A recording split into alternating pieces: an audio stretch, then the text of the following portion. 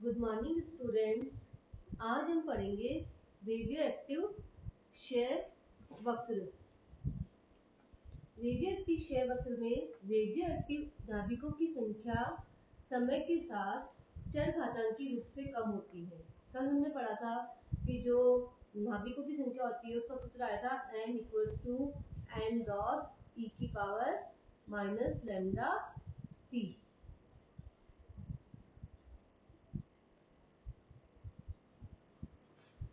ये रहा n = n dot e की पावर माइनस लैम्डा t।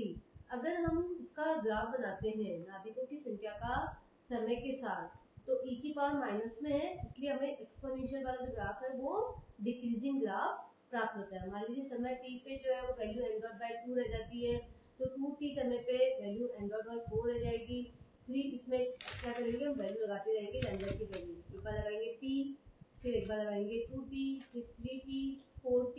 इस तरह से जब हम n की वैल्यू निकालेंगे n डॉट की फॉर्म में, तो अलग अलग वैल्यूज आती है। धीरे धीरे वैल्यूज जो आती है n की वैल्यू धीरे धीरे आपकी कम होती जाती है।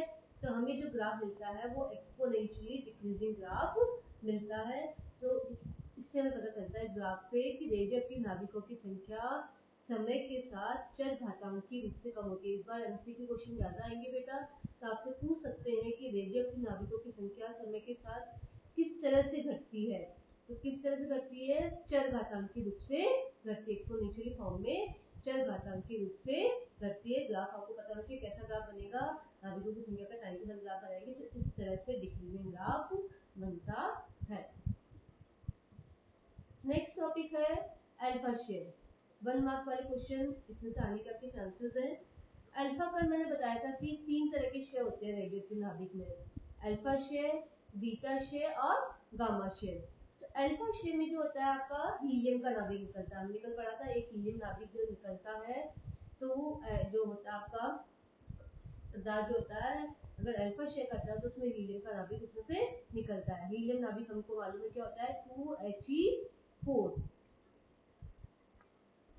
जिसमें से 2 प्रोटॉन्स और 2 न्यूट्रॉन। क्योंकि प्रोटॉन कितने हैं 2 और न्यूट्रॉन तुमको पता है, न्यूट्रॉन निकालने का सूत्र क्या होता है A-Z। तो 4-2 तो कितना आ जाएगा आपका 2।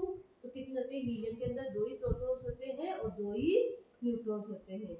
अल्फा शेयर में द्रव्यमान संख्या जो होती है, ये ऊपर वाला सूत्र जो है वो मैंने बताया था क्या होता है ZXA। तो द्रव्यमान संख्या जो A होती है वो तो कितनी कम हो जाती है आपकी 4, क्योंकि 4 कम होगी। परमाणु संख्या Z वो कितनी कम हो जाएगी बेटा आपकी 2 कम हो जाती है। अल्फा शेयर को अगर लिखोगे तो कैसा होगा, अपना सूत्र जो होता है किसी भी नाभिक का या किसी भी पदार्थ का लिखते हैं तो ZXA। अब इसमें से अगर हीलियम नाभिक निकल रहा है, अल्फा शेयर हो रहा है मतलब 2He4 निकल रहा है, तो Z में से कितना कम होना है बेटा 2, Z-2, और A में से कितना कम होना है A-4 प्लस एनर्जी तो निकलेगी। आपका परमाणु विकसित हो रहा है, आपका पदार्थ विकसित होकर दूसरे पदार्थ में कन्वर्ट हो रहा है, तो कुछ एनर्जी आपकी रिलीज होती है। इसमें न्यूक्लियॉन संख्या का संरक्षण और आवेश का क्या रहता है, आपका संरक्षण रहता है। एक एग्जांपल लेते हैं 92 यूरेनियम 238। अगर अल्फा शेयर हो रहा है तो 92 में से 2 कम हो जाएंगे तो कितना रह जाएगा परमाणु क्रमांक 90, और द्रव्यमान संख्या कितनी हो जाएगी 238 में 4 गए 234। तो 90 जो परमाणु क्रमांक होता है वो आपका होता है थोरियम का। तो 92 में से अगर अल्फा का निकल जाएगा तो आपके पास क्या मिलेगा 90 थोरियम 234। इस तरह से आपसे पूछ सकते हैं, इक्वेशन दी भी रहेगी कि अल्फा का निकल रहा है तो नेक्स्ट एटम्स क्या, मतलब ये वाला वैल्यू दी रहेगी, ये भी दी रहेगी, ये आपको निकालनी रहेगी।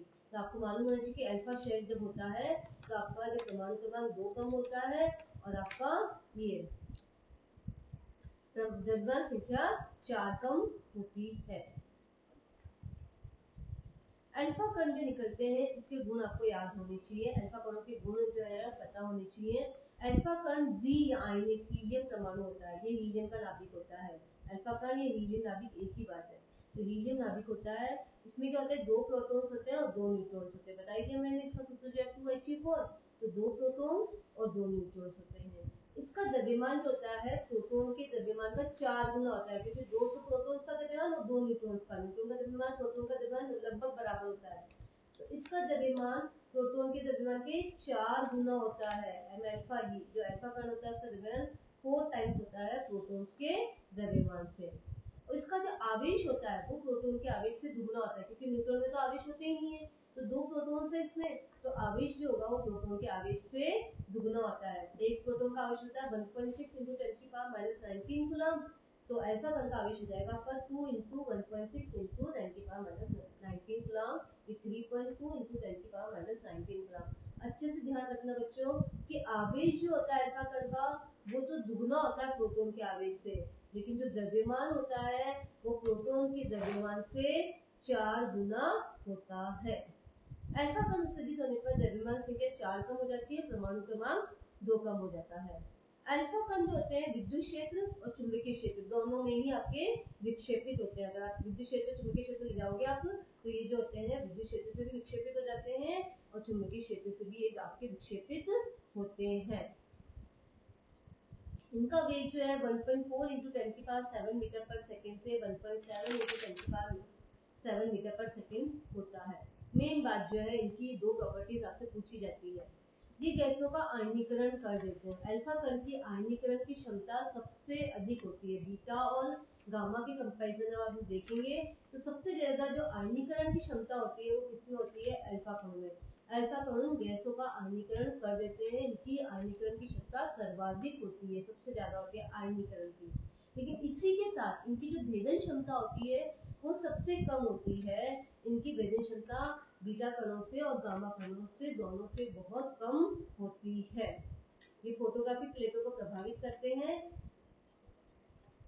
ठीक है, अल्फा कण के बारे में सब क्लियर है आप लोगों को। अल्फा कण जो होते हैं हीलियम नाभिक होते हैं। मेन बात जो इसके अंदर ध्यान में रखनी है कि ये इसका जो फॉर्मूला था 2He4, तो मतलब परमाणु संख्या 2 कम हो जाएगी और आपकी द्रव्यमान संख्या 4 कम हो जाएगी।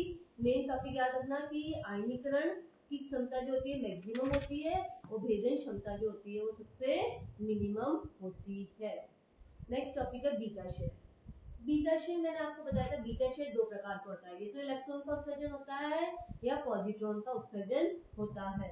बीटा शेल माइनस वाले में इसमें जो होता है ऋणावेशित इलेक्ट्रॉन का उत्सर्जन होता है और बीटा प्लस है इसमें धनावेशित पॉजिट्रॉन का उत्सर्जन होता है।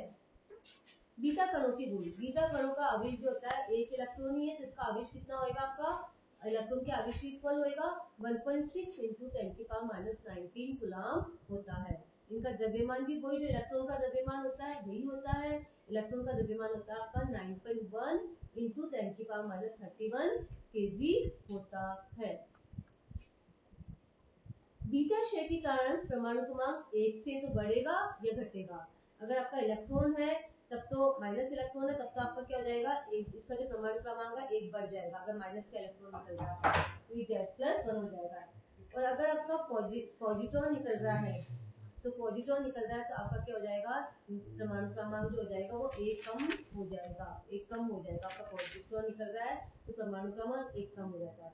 अब इसमें जो मेन बात है पाउली ने बताया था हमें कि बीटा क्षय और गामा क्षय होता है, तो उनमें जो ऊर्जा का संरक्षण रहे, ऊर्जा के संरक्षण के लिए इनमें एंटी न्यूट्रिनो और न्यूट्रिनो का उत्सर्जन भी होता है।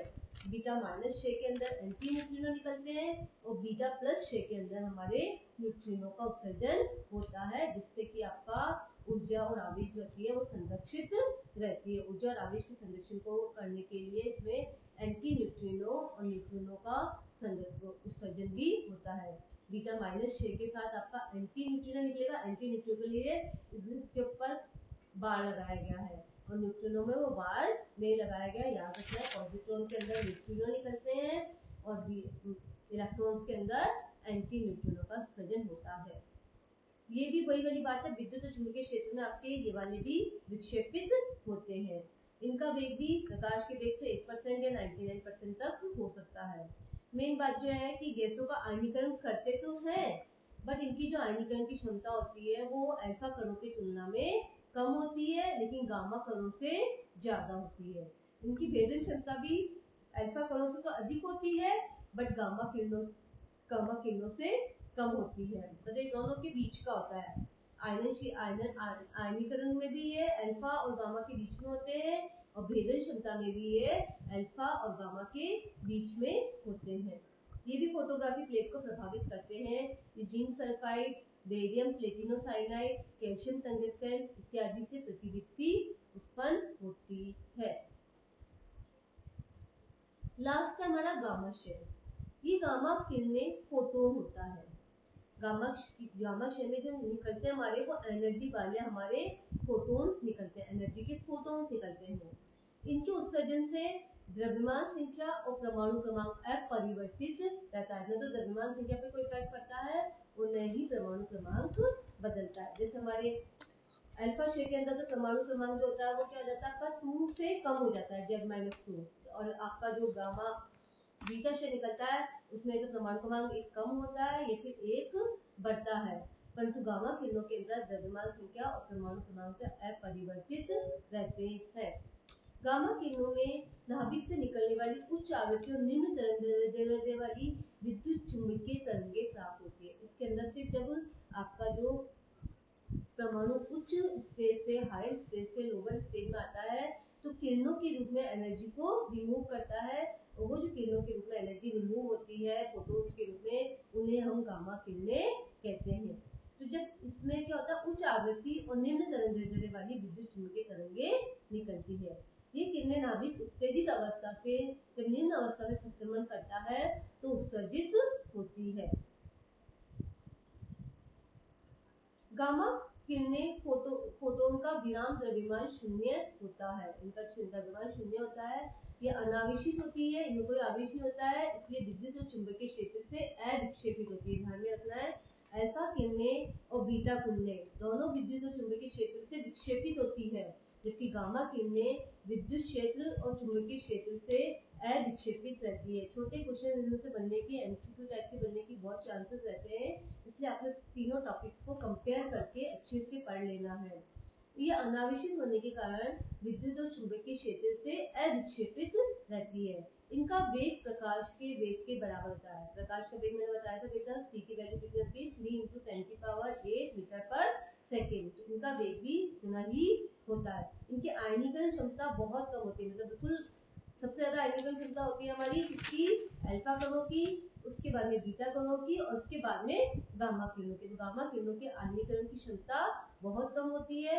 इनकी भेदन क्षमता सर्वाधिक होती है, जबकि इनकी भेदन क्षमता जो होती है वो सबसे ज्यादा होती है।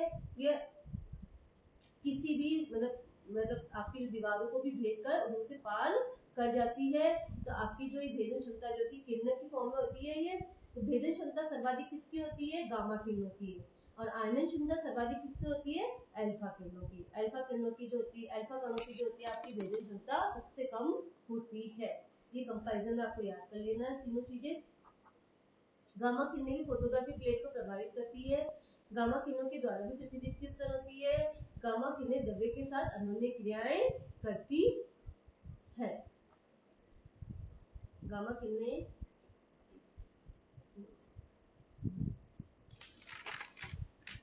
गामा क्षय का ये देख लीजिए, गामा क्षय के दौरान उच्च ऊर्जा के फोटोनों का उत्सर्जन होता है। गामा किरणें क्या होती है, जब आपका फिक्र नाभिक हायर स्टेट में होता है तो गामा किरणों का जब मतलब बीटा क्षय बीटा प्लस क्षय करके वो मिडिल वाली स्टेट में आता है तो वो अस्थायी अवस्था होती है। अस्थायी अवस्था से अपनी मूल अवस्था में जब आना चाहता है तो वो क्या करता है, आपका गामा फोटोन्स का उत्सर्जन करता है और उत्सर्जन करके अपनी मूल अवस्था में आ जाता है।